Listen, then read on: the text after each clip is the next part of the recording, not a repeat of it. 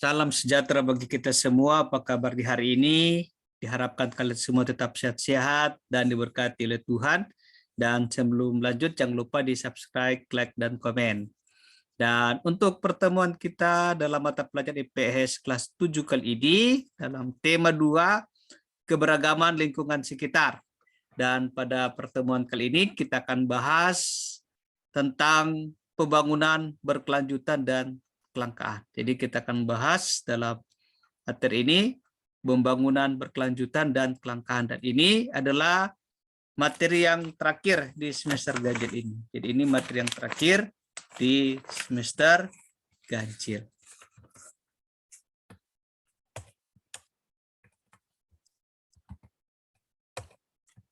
Nah, kita mulai di yang pertama ya, pembangunan berkelanjutan. Pembangunan berkelanjutan merupakan upaya untuk memenuhi kebutuhan masa kini dengan meminimalkan dampak buruk terhadap lingkungan, sehingga kualitas kehidupan saat ini tidak terganggu dan sumber daya alam akan tetap terjaga untuk menopang kehidupan generasi mendatang. Yang kedua, karakteristik pembangunan berkelanjutan. Karakteristik pembangunan berkelanjutan berbeda dengan pembangunan lainnya. Nah, ciri-ciri tersebut antara lain setiap tindakan harus memperkirakan dampak terhadap kesehatan dan kelestarian lingkungan hidup. Juga mendorong perilaku manusia yang mendukung pemanfaatan dan manajemen sumber daya alam secara berkesinambungan. Yang kedua, menjunjung tinggi rasa tanggung jawab terhadap alam, berperan aktif dalam menjaga alam, dalam melakukan kegiatan sosial dan ekonominya. Yang ketiga, peningkatan kualitas manusia dimaksudkan agar manusia memiliki pengetahuan, kemampuan yang berdaya saing untuk menguasai teknologi dan memanfaatkan alam secara efisien dan bertanggung jawab. Dan yang keempat adalah intervensi kebijakan dan fokus kegiatan saling memperhatikan keterkaitan antar tujuan. Yang ketiga, tujuan pembangunan berkelanjutan. Berdasarkan hasil deklarasi SDGs atau Sustainable Development Goals, terdapat 17 tujuan pembangunan berkelanjutan yang kemudian dikelompokkan menjadi 4 pilar, yaitu pilar sosial, yang kedua ekonomi, yang ketiga lingkungan hidup, yang keempat tata kelola. Satu pilar berhubungan dengan pilar lainnya, misalnya pilar lingkungan terkait dengan pilar ekonomi, karena perlunya menjaga keberlangsungan lingkungan hidup. Nah, ini pilar gambar ini tentang ikon-ikon SDGs. Nah, ini pilar pembangunan sosial. Di sini dari pertama, tanpa kemiskinan, 2, tanpa kelaparan, yang ketiga, kehidupan sehat dan sejahtera, yang keempat, pendidikan berkualitas, 5, kesetaraan gender. Baru di sini ya itu ya pilar pembangunan sosial, dan yang kedua di sini pilar pembangunan ekonomi. Nah, pilar pembangunan ekonomi itu terdiri atas energi bersih dan terjangkau, pekerjaan layak dan pertumbuhan ekonomi, baru industri, inovasi dan infrastruktur, berkurangnya kesenjangan, baru ada kemitraan untuk mencapai tujuan. Nah, itu pilar pembangunan ekonomi. Nah, ini adalah pilar pembangunan lingkungan yang terdiri atas air bersih dan sanitasi layak, kota dan pemukiman yang berkelanjutan, konsumsi dan produksi yang bertanggung jawab, penanganan perubahan iklim, ekosistem laut, dan ekosistem daratan. Baru pilar pembangunan tata kelola yaitu perdamaian, keadilan, dan kelembagaan yang tangguh. Pembangunan berkelanjutan merupakan pembangunan komprehensif yang berlandaskan 4 pilar pembangunan. 4 pilar tersebut yaitu pertama, pilar pembangunan sosial yang fokus terhadap kesejahteraan masyarakat. Yang kedua, pilar pembangunan ekonomi memfokuskan pada peningkatan ekonomi yang ramah lingkungan, kolaborasi, dan inovasi. Yang ketiga, pilar pembangunan lingkungan meliputi lingkungan hidup yang ada di darat dan perairan. Yang keempat, pilar pembangunan dan tata kelola berhubungan dengan usaha menjaga perdamaian, keadilan, dan kelembagaan yang tangguh. Ya, kita mulai di 4, kelangkaan dan kebutuhan manusia yang tidak terbatas. Salah satu masalah ekonomi akan terus terjadi dan terus berlangsung adalah kelangkaan. Kelangkaan terjadi ketika sumber daya alam yang tersedia tidak dapat memenuhi kebutuhan manusia.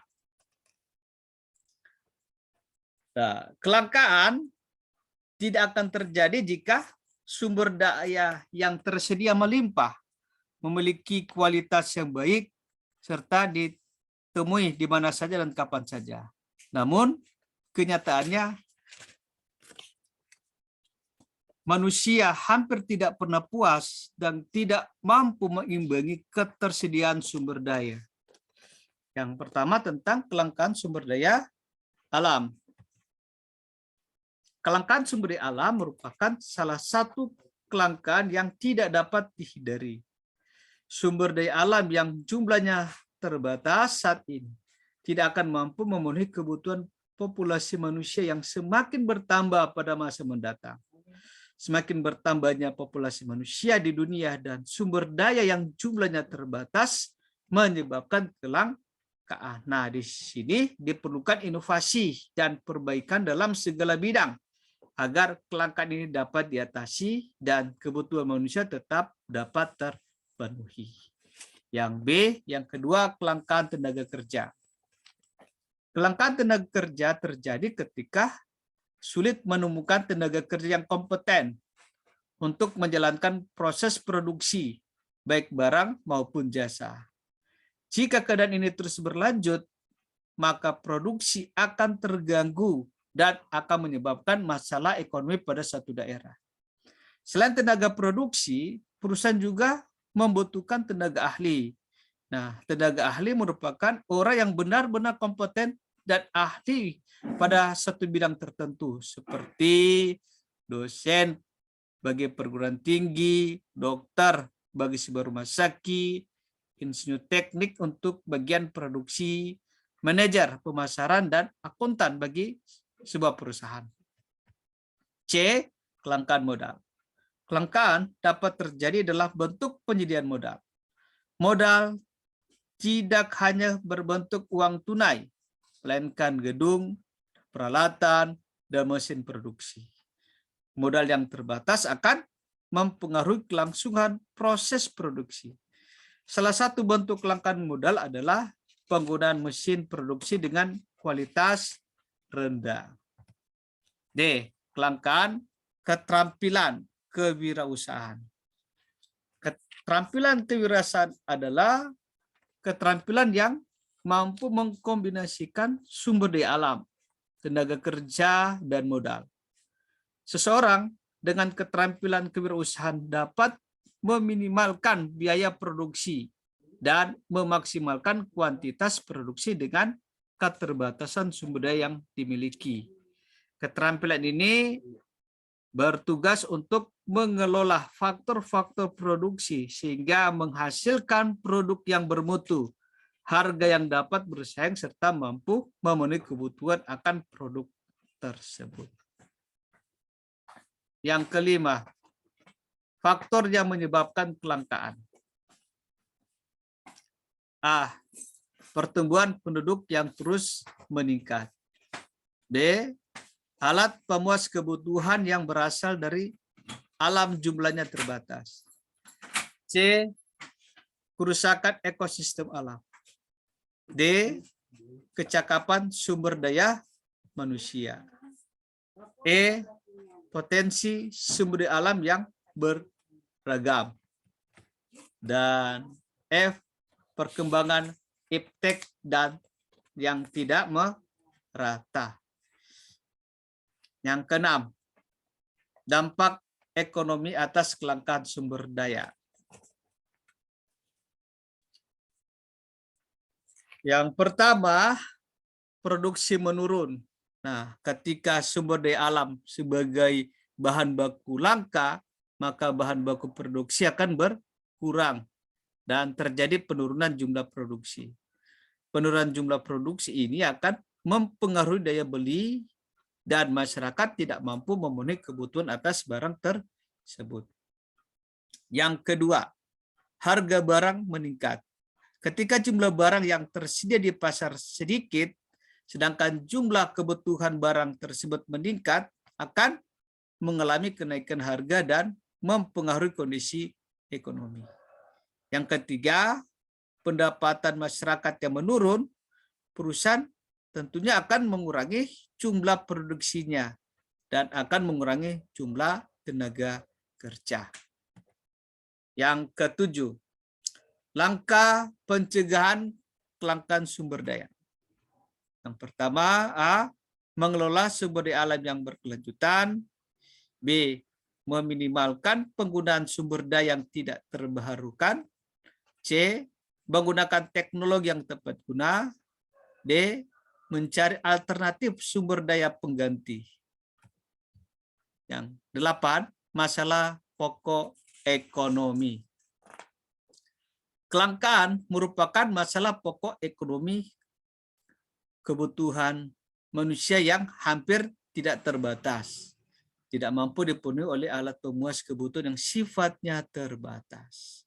Nah, kalau kita lihat dari kacamata ilmu ekonomi modern, ada 3 masalah pokok ekonomi, yaitu barang apa yang akan diproduksi, what, B, bagaimana cara memproduksi barang tersebut, how, C, untuk siapa barang dan jasa diproduksi, for whom.